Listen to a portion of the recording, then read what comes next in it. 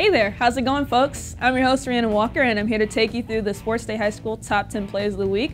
I just want to quickly note that one of our submissions this week was produced by Fox Sports Southwest, and another one was from Friday Night Glory. Also, shout out to Cliff Cotton for video this week.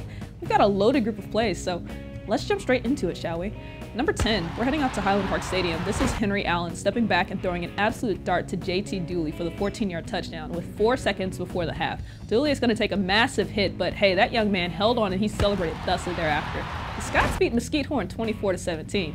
Now, I've been waiting for a big hit submission, and I finally got it in number 9. Wiley's Giuseppe McGrew completely blows the wide receiver spot up for this incomplete pass. Head on a swivel, my dear friends. More coming from this game briefly.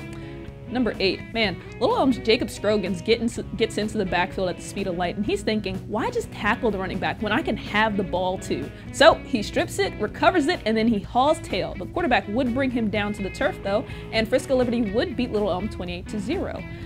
Wiley's Emilio Ames throws us into number 7, and Andrew Wachuku is going to make a living on the edge here, juking out the second defender, running through an arm tackle until someone finally throws himself under his legs to upend him. Wiley would beat Denison at home, 31-21. Number 6, this is Mansfield's Kennedy Brooks showing off the footwork.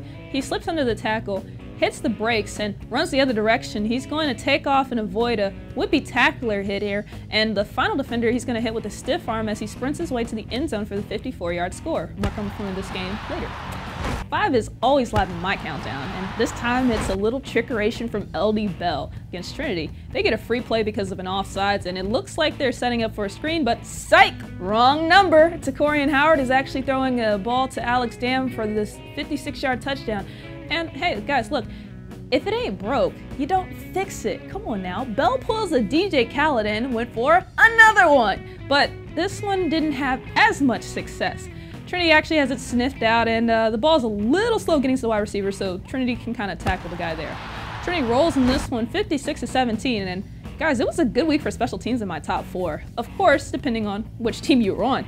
Let's check out the final 4.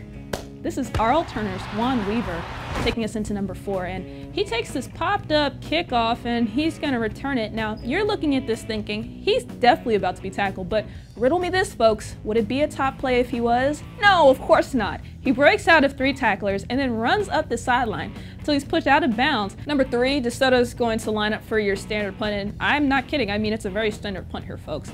The punter, though, is going to pop this ball all the way up into the sky, and the ball bounces backwards, and you know what? Mansfield's Jack Gleason says to himself, this is my time to shine. He comes back, he takes the punt 18 yards for the score, and Mansfield defeats DeSoto 35-21.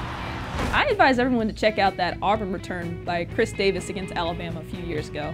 I think it was 2013. After they see number 2. Taking us into number 2 is Summit's Derek Johnson. Waxahachie is going to attempt a 52-yard field goal, and they were leading 42-36 at this point. The try is going to come up just a wee bit short, and enter Johnson, who takes this missed field goal and really doesn't get much resistance as he returns this thing up the sideline with his caravan of blockers. He's going to be pushed out of bounds by the holder at the 19-yard line, and the return set up the game-winning touchdown throw for Summit.